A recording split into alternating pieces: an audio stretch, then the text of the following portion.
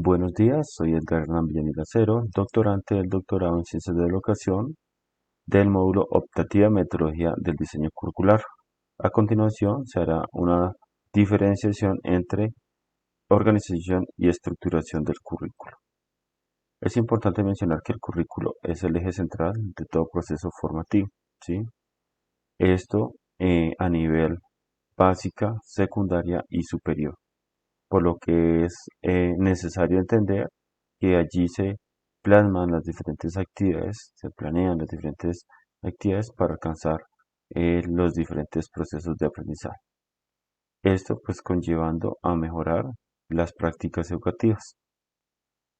En este caso, este trabajo se realizó teniendo en cuenta lo mencionado en los documentos de Ortiz y Fernández y otros encontrados en la red. Primero que todo, pues hay que mencionar qué es el currículo. Pues en este caso tenemos a Tyler, quien menciona que es un sistema educativo que permite alcanzar de forma efectiva las necesidades de la sociedad. Por su parte, Torres menciona pues que allí se deben planear los diferentes objetivos, tanto a nivel individual como social, para alcanzar un desarrollo y a su vez pues mejorar los procesos de enseñanza-aprendizaje. Y Pérez, pues él menciona cinco grandes grupos o bloques que se deben tener en cuenta en el currículo, ¿sí? La cual es la estructura organizada, el sistema tecnológico de producción, el plan de instrucción, el conjunto de experiencias de aprendizaje y algo pues fundamental, la solución de problemas que lleve este currículo. Es por ello pues que desde allí se parte al diseño curricular, en la cual pues Fernández menciona cuatro aspectos fundamentales que se deben tener en cuenta. En la primera, pues que eh, el currículum debe revelar una metodología en la cual pues se tenga claro un diagnóstico, una modelación, una estructuración y una organización de dicho proyecto. Esto con el fin de alcanzar el objetivo que se planea. Por otro lado, es necesario que la metodología eh, supla los diferentes contenidos que conlleven a la concepción del currículo. A su vez, la acción en dicha construcción, ¿sí? Es un proceso que se debe mantener con el fin de que los diferentes participantes aporten en dicha elaboración. Finalmente, pues que el resultado es necesario porque esto permite, ¿sí? Documentar el proceso y a su vez ponerlo en práctica para finalmente hacer una evaluación que es necesario en todo proceso formativo. Tenemos que Fernández propone unas tareas en el diseño curricular, cinco tareas específicamente. En la primera, pues una fase diagnóstica de los problemas o necesidades. Esta pues se enmarca, ¿sí? En todos los procesos tanto filosóficos, sociológicos, epistemológicos, psicológicos y pedagógicos e didácticos que se deben dar en este proceso de iniciación del currículo, ¿sí? ¿Esto con qué fin? Entender las necesidades o la problemática del contexto educativo, ¿sí? Entonces, es importante tener presente tres momentos que se dan en esta fase o en este factor, ¿sí? Que es el estudio del marco teórico, la exploración de las situaciones reales y finalmente, pues determinar los problemas y necesidades para así proponer, digamos, los diferentes programas. En segunda instancia, tenemos la modelación, que es fundamental, ¿sí? Ya que allí se debe iniciar o plasmar una primera idea de lo que se requiere. Esto pues caracterizando de cierta manera el enfoque que se quiere con el currículo, ¿sí? En este caso se menciona que debe haber unas bases socioeconómicas, políticas, ideológicas y culturales de la realidad de la comunidad, ¿sí? Esto pues entendiendo las necesidades que esta misma presenta. Por otro lado, es fundamental reconocer el perfil del egresado, ¿sí? Esto pues con el fin de fortalecer sus habilidades y cualidades y que tenga un futuro productivo, ¿sí? Y no que se quede o tenga que desempeñarse en otra área. Finalmente, pues en este proceso de modelación se debe tener presente tres aspectos igualmente: una conceptualización del modelo, una identificación del perfil del egresado y finalmente la determinación de los contenidos y metodologías que conlleve a la construcción de las diferentes competencias para dicho egresado.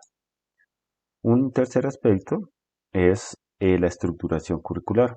Y acá pues ya empezamos a mencionar conceptos donde se deben encontrar la diferencia entre estructura y organización.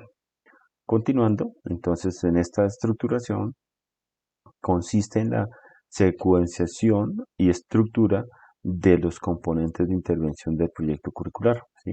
Como tal, es donde se indica qué es lo que se quiere hacer y lo que se va a hacer, ¿sí? En esta, pues, nuevamente se insiste que es un componente fundamental en el cual, pues, se debe tener en cuenta las relaciones de tiempo, relaciones de precedencia, de integración horizontal y vertical de las diferentes necesidades que conlleva a un mapa curricular, ¿sí? A su vez, pues que dentro de esta estructura se debe presentar unos niveles para alcanzar esa concreción que es fundamental. El cuarto aspecto es la organización para la puesta en práctica del proyecto curricular, ¿sí?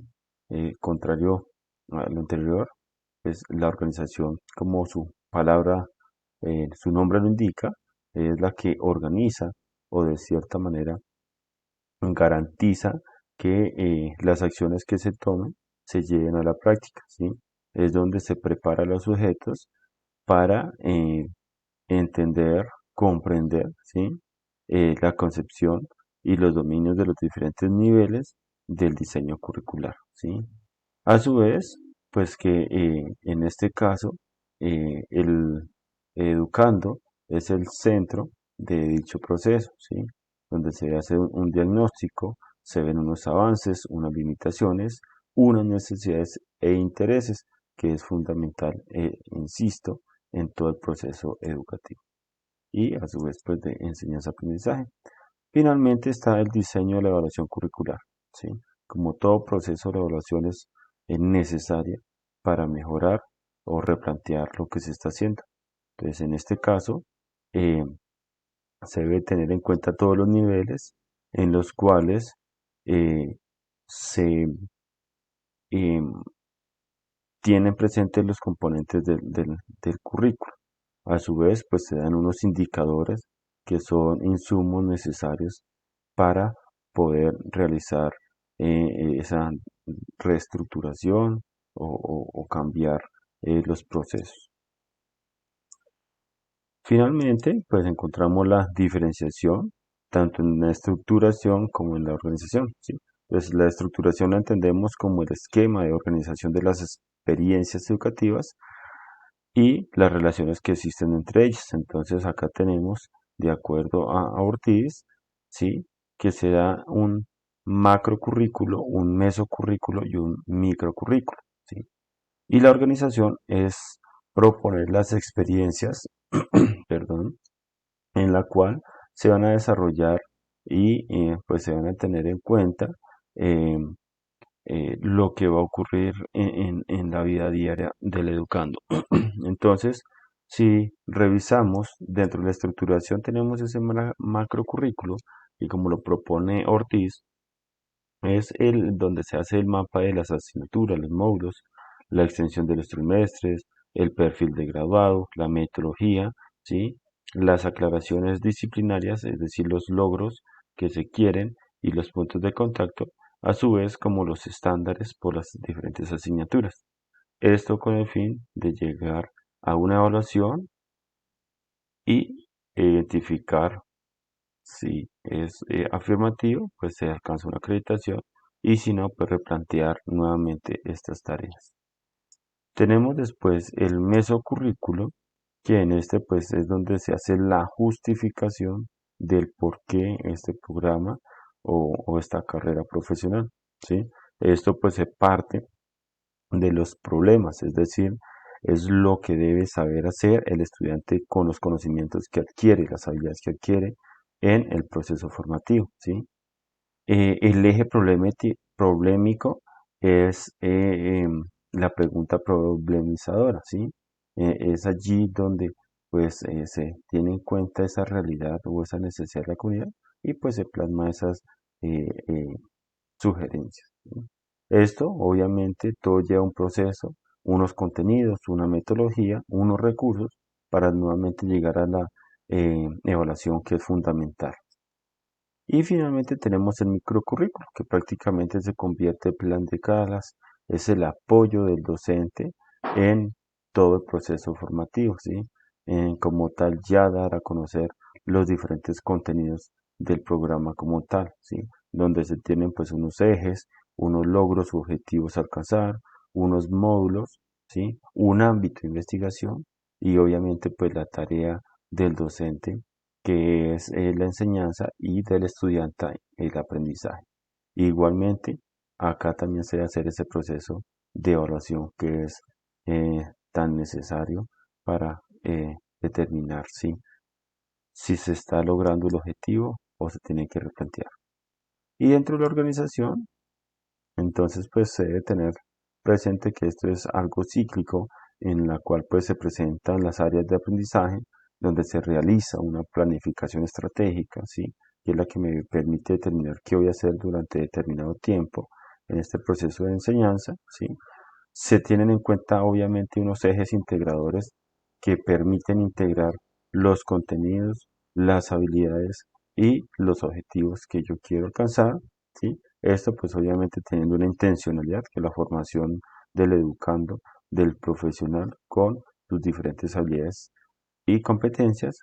Esto partiendo de unos recursos de aprendizaje, ¿sí? Que es la didáctica que tiene cada docente para finalmente, pues a partir de la evaluación, determinar si esas áreas son pertinentes en el proceso formativo. Entonces, pues finalmente, pues, la conclusión es que dentro del currículo, el diseño y la estructuración, la organización de una carrera profesional conlleva un sinnúmero de acciones, no solamente para responder a las necesidades de la sociedad o contexto inmediato, sino que su conocimiento permite que nosotros los docentes tengamos claro qué aspectos son más relevantes para alcanzar el aprendizaje significativo en los futuros profesionales. Así pues, estos desarrollen y aprendan esas habilidades para desempeñarse en la cotidianidad a partir de su profesión, ¿sí? Entonces es por ello que es importante identificar la diferencia y a su vez la relación entre estructura y organización para que de cierta manera se clarifique ideas, se desarrolle un mejor trabajo en la planeación educativa, en el diseño curricular y por supuesto se tenga claridad en el currículo. Estos son los referentes y muchas gracias.